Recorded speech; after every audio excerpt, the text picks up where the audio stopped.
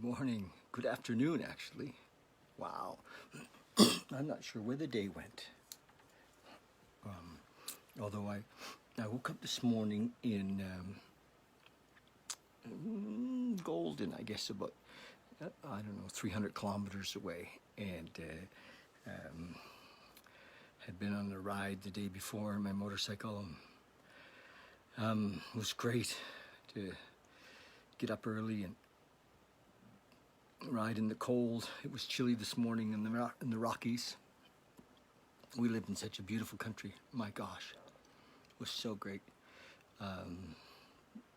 Yesterday, just a little story. I didn't know. I left my family in Fernie yesterday morning and on the motorcycle. I really didn't know where I was going to go, and what a great ride my motorcycle took me on, and it helps me to realize. It helps me to realize that we just don't know anything. What do we know? What do we know? So there, I ended up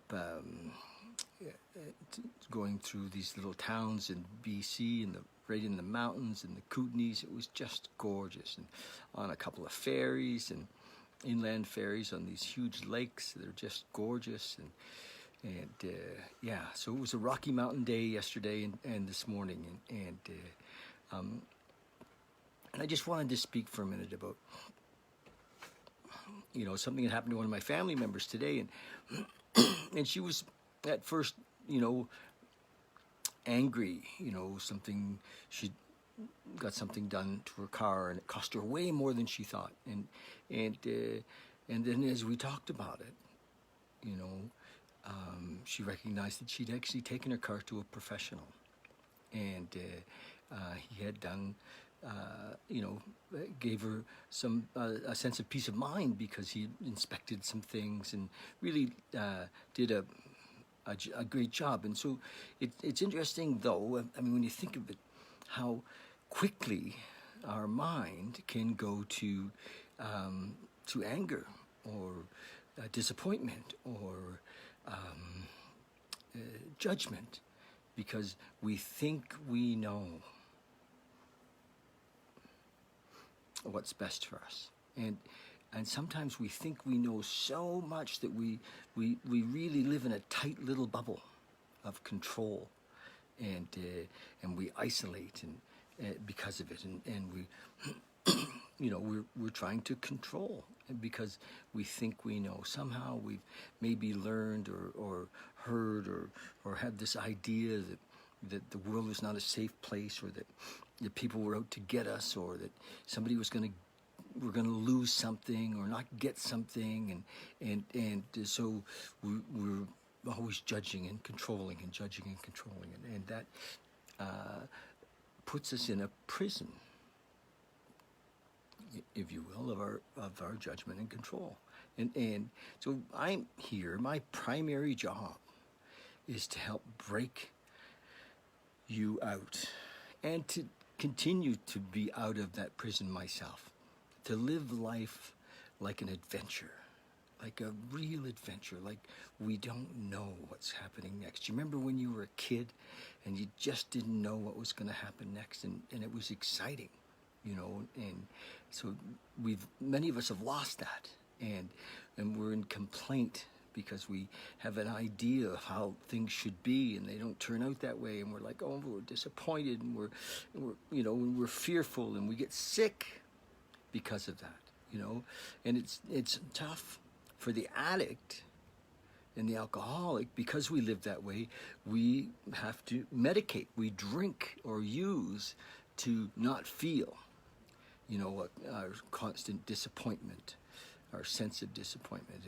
and what happens with the 12 steps is the 12 steps are actually steps to freedom. They really are. When we get to the 10, 11, and 12, we're living in a whole new state, a state of an adventure, a state of a God-centered life instead of a self-centered life. And it's not just about the practical, it's about not knowing. It's about being the steps set us up to be in service.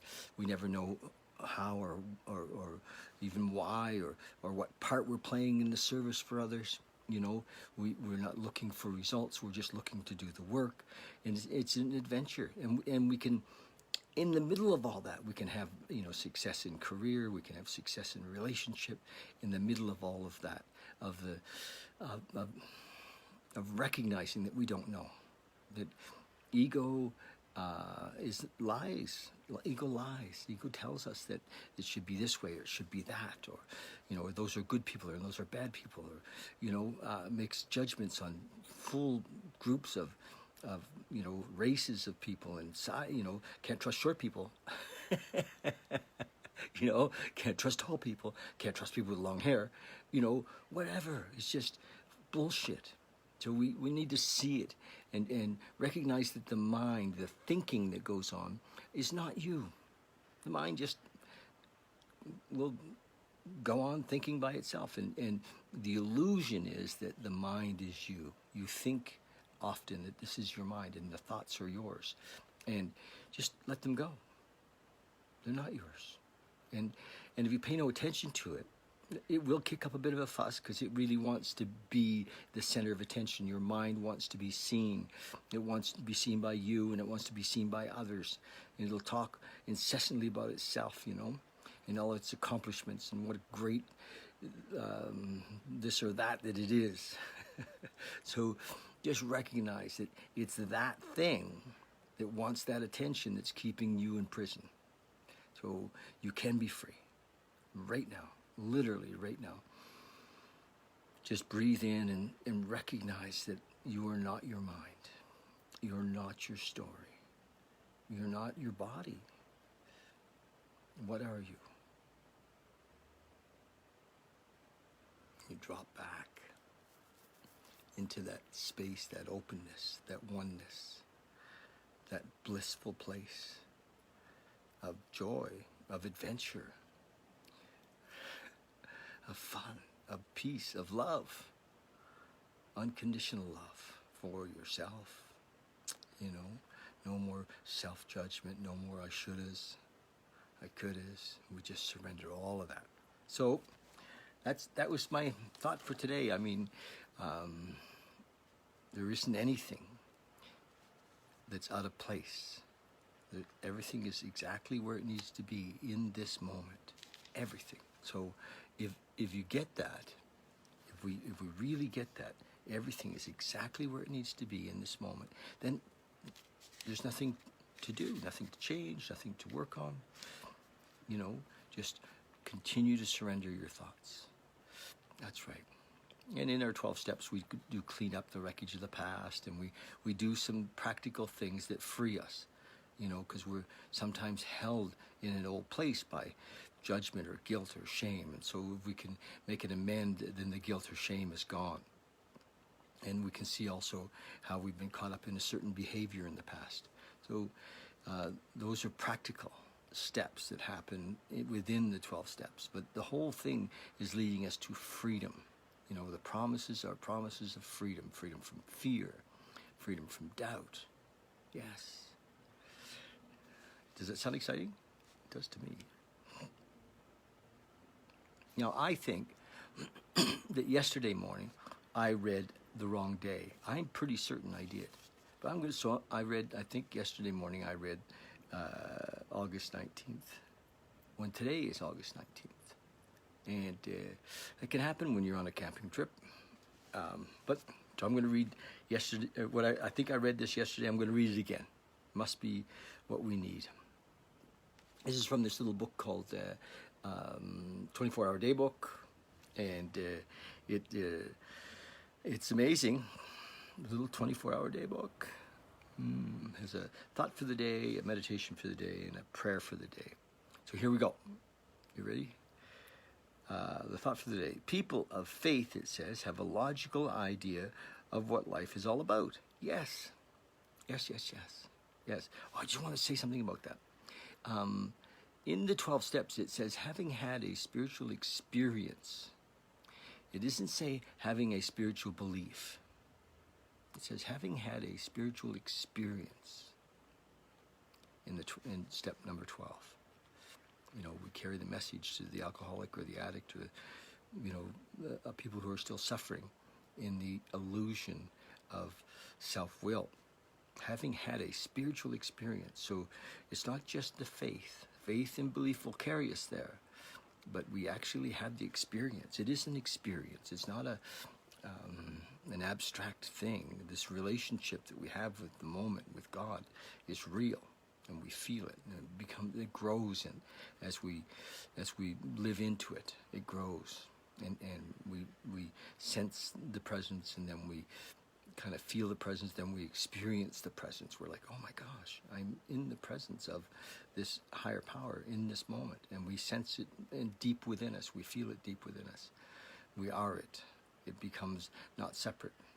So people of faith have a logical idea of what life is all about. There is a wide variation in the way each one of us approaches and conceives of the power greater than himself. Whether we agree with a particular approach or conception seems to make little difference. These are questions for each individual to settle for himself. But in each case, the belief in a higher power has accomplished the miraculous, the humanly impossible. Yes. And it's the belief in the higher power, but it's also the practical experience of the higher power. Because believing, isn't enough. We grow into this real oneness with this power. So belief, though, is the catalyst. It's the vehicle. There has come a revolutionary change in their way of living and thinking. So I'll read that paragraph again. It says, but in each case, the belief in a higher power has accomplished the miraculous, the humanly impossible. There's come a revolutionary change in their way of living and thinking. Yes, that's beautiful. Nothing is missing. That's right, Jason. Here we are. Superstar. Here we are. Has there been a revolutionary change in me is the question. And with us alcoholics and addicts, and some of us were so far down in the depths of despair and really buying into the story of who we think we are, that we have to persist. We really have to have the desperation almost of a drowning man to get out of that into this new way of living. It really needs to become the central, most important thing in our life. And as we move into that, then there's room for other things. But in the beginning, and for as long as it takes, 40 years, I continued to look, continued to seek this thing that has happened now. It took, it doesn't mean I didn't have an amazing life. It's just that this one thing eluded me, because I was still trying to run the show. And wow. Okay, meditation for the day. Worship, it says, is consciousness of God's divine majesty. The definition for worship. Who knew? Worship is consciousness. Worship is consciousness, it says, of God's divine majesty. As you pause to worship, God will help you to rise your humility, your humanity to his divinity. The earth is a material temple to enclose God's divinity. God brings to those who worship him a divine power, a divine love, and a divine healing. See, I never understood the word worship as consciousness. It makes a lot of difference. It's consciousness. I'm become conscious of God's presence. That's a form of worship. I love the way he worded this. You only have to open your mind to him and to open your mind to him and to absorb in the Spirit, to absorb some of his divine spirit, it says. Pausing quietly in the spirit of worship, in the spirit of consciousness, turn your inward thoughts upward and realize that his divine power may be yours, that you can experience his love and healing. So, it's just a fact. How many times do we have to share with you that this is the fact, that you can have this? There isn't anybody that's excluded. It just needs to become an important pursuit, and even though it says that we can't find it by looking for it, well, we won't find it if we don't look for it. You know, I had an experience the other night where I stepped past logic, stepped past intellect, because it's logic and intellect that keep us separate. Logic and intellect are part of the ego that want to be, although valuable, but they want to be in control. They want to understand. There's no understanding. Understanding actually could keep us from this experience. So there's surrender. I pray, it says, that I may worship God by sensing his eternal spirit. I may worship God, or be conscious of God by sensing his eternal spirit. I pray that I may experience a new power in my life. Beautifully, beautiful reading. So, you know, how important is this? All the stuff that we've chased, you know, the money and relationship, and, you know, even our time with our kids is empty in a way until we have this. It's empty in a way until we have this. So this is first. This must be first. Seek ye first the kingdom of heaven. This is first. And then the business success has heart, it has love, it has it's filled. You know, the relationships are filled. Yeah, our parenting is filled with love in a different sense. We're not just doing stuff. We're being those things because we're filled with the Spirit. So, that's it. I love you guys. Thanks for, I just love doing this, and it's been such a great thing for me. So thanks so much for allowing me to be here and share with you. Talk soon. Okay.